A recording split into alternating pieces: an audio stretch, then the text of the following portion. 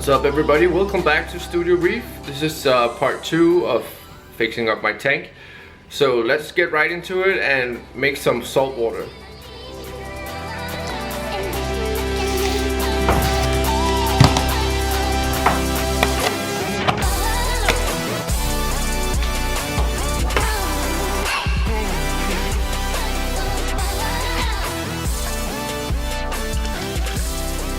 So if I was doing weekly water changes, I would definitely not depend on this type of salinity measurement.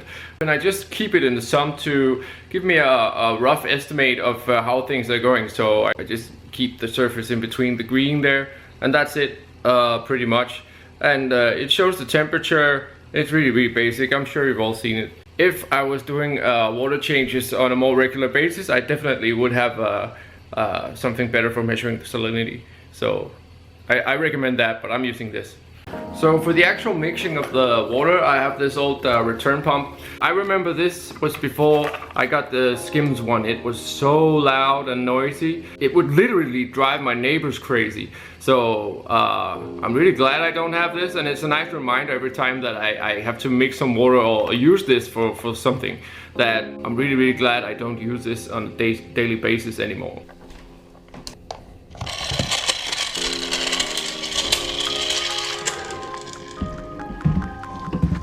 So now the pump is in the bucket, and I'm not sure if you guys can hear it, but it's really making a lot of humming. You can actually feel it in the walls, and the floor of the house is making a resonance vibration. So I'm so glad I don't have this on a daily basis for using it as a return pump anymore. So now we just wait.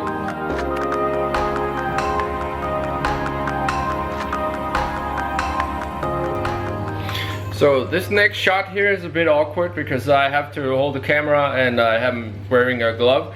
It's time to harvest the Chaetomorpha. It's once again completely overgrown, the amount that I like to have in my system. So it's to the point where it's actually turning mushy brown at the top here. You can sort of see that it's just been layering too much within the light here. So it's time to get that out. And when I do this, it's always going to release a bunch of critters and stuff, and that's why I'm wearing a glove right now.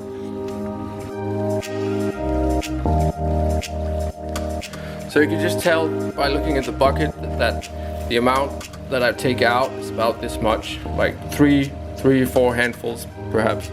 I do this about every second month or so.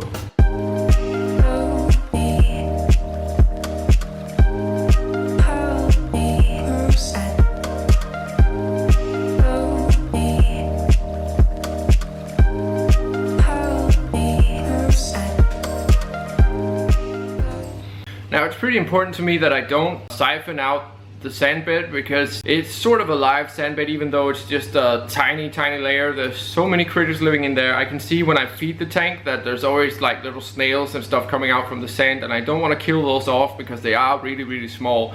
So what I'm gonna do instead is have these big muscles and just stir up the sand bed and put the MP40s on the max flow. So I'm sure that I get everything flushed out and pumped into the sump that way. Ain't nobody like.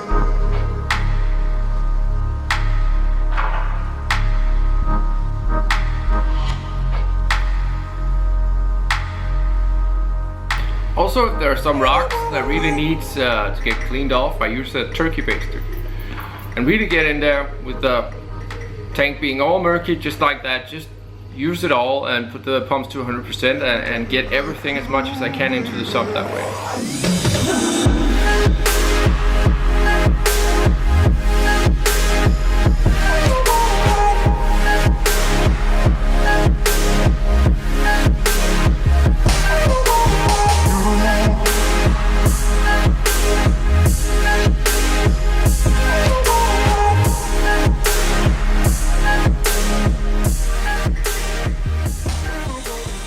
So at the same time as I have this little mini Hurricane Matthew going on in the tank, I also am skinning very wet, so it's taking up as much as possible from the tank.